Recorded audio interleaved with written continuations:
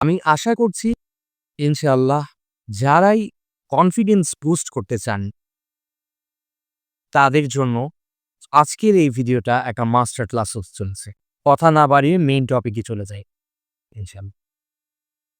এখন দেখুন কনফিডেন্স হচ্ছে গিয়ে একটা ফিলিং, একটা ইনার ফিলিং। এই ইনার ফিলিংকে যদি আপনি বাড়াতে চান, তাহলে ১ম যে টিপটা আপনাকে আমি দেব, সেটা হচ্ছে যে আপনি কোন জায়গায় পরিশ্রম করছেন সেটার দিকে একটু মনোযোগী হন। এটার উদাহরণ যদি আমি দেই, মনে করুন যে আমি ফুটবল অতটা ভালো খেলতে পারি না বা এমন একজন ছেলে রয়েছে যে আ ভালো ফুটবল খেলতে পারে না। কিন্তু সে তার চারপাশের বন্ধুদের দেখছে যে তারা ফুটবল খেলছে এবং সে কি করলো? সে নিজেও ফুটবল খেলা শুরু করে দিল। প্রচুর প্র্যাকটিস করতে থাকলো, প্রচুর প্র্যাকটিস করতে থাকলো। কিন্তু আল্টিমেটলি সে কোনো ফলাফল করতে পারল না। সে পিছিয়েই থাকলো এবং তার মনে হতে থাকলো যে সে ভালো না। তার নিজের কাছে নিজেকে ছোট মনে হতে থাকলো। এটা আমি একটা খেলার উদাহরণ দিচ্ছি জাস্ট। কিন্তু সেই ছেলেটা কিছুদিন পরে ধরুন যে ক্রিকেটের ব্যাটিং করতে শিখলো।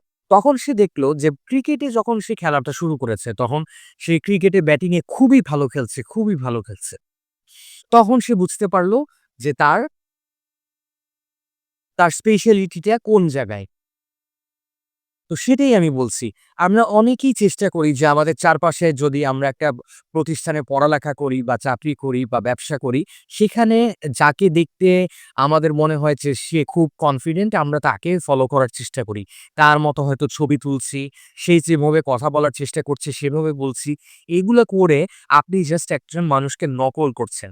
আপনি যতদিন নকল করতে থাকবেন, আপনি ততদিন সেলফ কনফিডেন্ট হতে পারবেন না। পসিবলই না।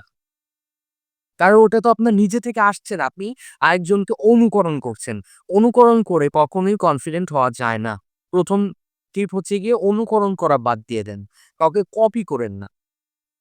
২য় টিপ যেটা বললাম, এটাও বলে ফেলেছি ১ নাম্বার টিপের ভেতরেই। সেটা হচ্ছে গিয়ে নিজের কি গুণ আছে, এমন অনেক আ দিক আছে যেগুলোতে আপনি খুবই ভালো, যেগুলো করতে আপনার ভালো লাগে। আপনি সেগুলোতে আ আপনার পরিশ্রমটা ব্যয় করুন এবং ওখানে আপনি স্পেশালিটি গড়ে তুলুন। স্পেশালিস্ট হয়ে যান। Got my point? এই তো গেল ২ টো টিপস।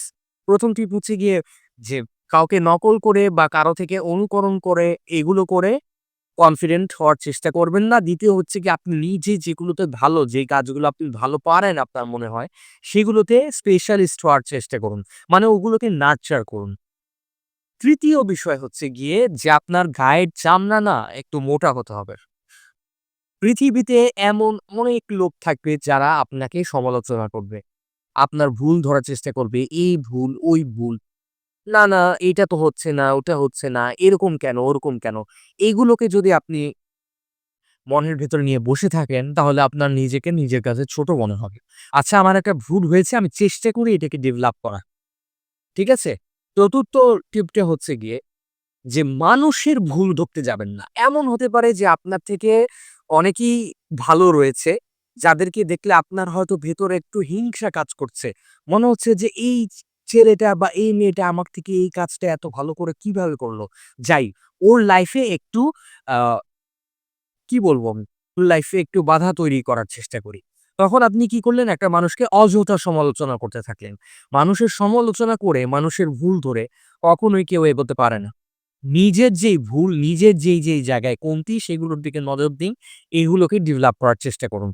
মেইনলি মহান আল্লাহ তাআলার উপর সবসময় ভরসা রাখুন। ইনশাআল্লাহ আপনার কনফিডেন্স বিল্ড হবে।